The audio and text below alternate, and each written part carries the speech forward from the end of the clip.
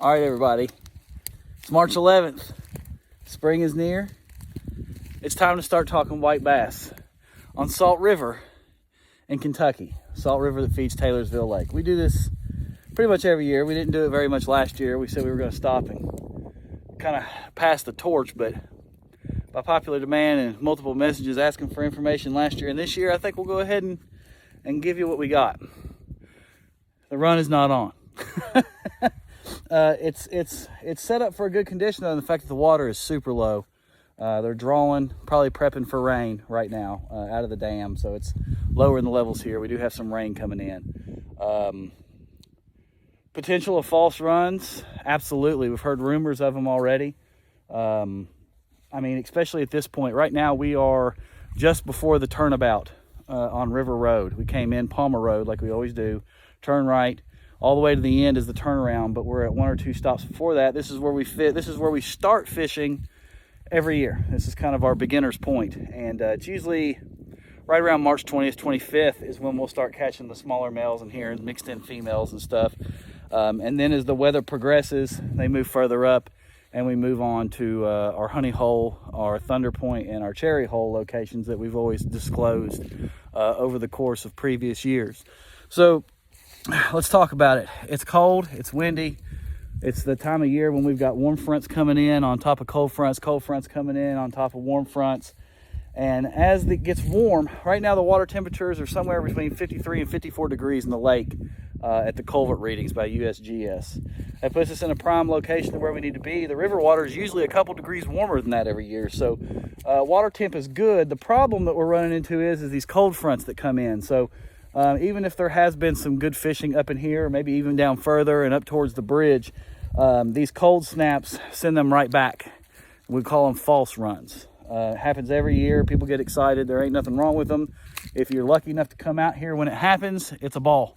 There's no doubt about it. But right now, it's too early. I'd say within the next 2 weeks, right around March 20th, March 25th, right here in this location before the turnaround, you'll have a good opportunity. Right out here, there's some deep spots, and there's a sandbar in the middle. We have a wonderful time out here fishing early season. By April 8th, the run is full on. Not in its prime, but full on, and they start moving further on. And at that point, we are fishing at the Palmer Road parking lot. We go straight to the creek, the river. That's Thunder Point, about 250 yards to your left. With the down tree across there. If it's my second spot I always fish, that's what we call the Cherry Hole.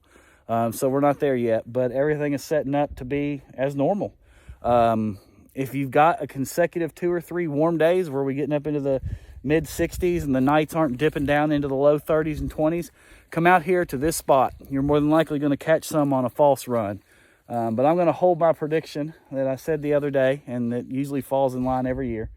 We are going to have a prime run, an early beginner's run around March 20th, 25th. The beginning of the full-on run somewhere around the 5th or 8th of April.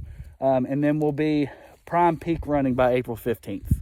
And it's a ball. It's an absolute blast. So let's talk about what you need. You need some muck boots because it's always blasted muddy down here. With all the rain we get this time of the year, the water coming up and down, it's muddy. You need some muck boots. There's just no way around it. You're definitely going to need your tackle. Obviously, you're going to need your fishing rod, your fishing license. Definitely need your fishing license. You don't want to get a fine. They are down here checking regularly now, so it's a good idea. Don't try and scoot that corner. It's not that much money. It's like 23 bucks a year. The baits you're going to need. I only use 2 baits every year. Rapala F7 Blue and Chrome and the Berkeley Pearl Red Eye 2-inch 1/8 ounce pre-rigged swim bait. And I basically fish them lightly like a jerk bait, popping and twitching the rod and reeling in between, kind of letting the swim bait do this, kind of almost like a jig. And then of course your F7's a top water, so you're ultimately fishing it like a jerk bait, just in a light manner. And that's where I have the most fun.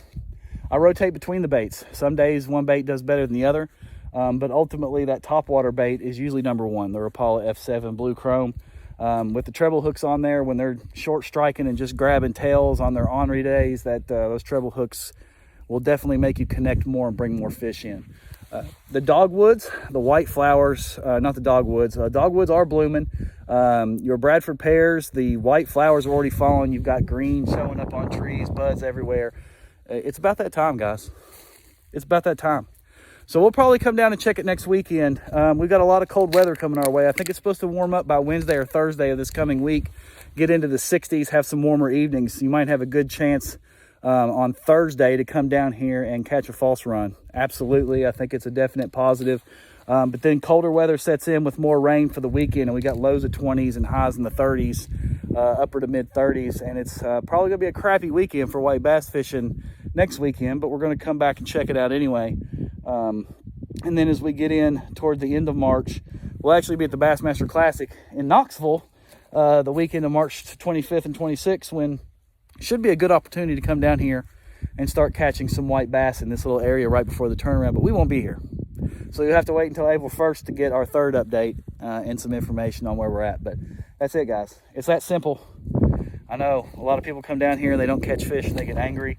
But I promise, if you use those techniques, follow those ideas and timelines and those baits, you'll connect, I promise. It just takes some time and some practice, but there's all kinds of other ways. I'm not saying it's the only way. A lot of people come down here with live minnow creeks. They'll come down with rooster tails and jigs, and they'll have a ball. But this is what's always worked for me and allowed me to fill baskets, 30 limit baskets between two people in 30 minutes or less during full-on run, and allows us to continuously catch fish as it primes up for the full-on run. So that's where we're at. Stay tuned. We'll give you some more updates. It's beautiful down here. I mean, at least you can come down, burn some calories, maybe hear some turkeys gobbling here before long. Get out, get up, get dressed, and get out. We'll talk to you next time.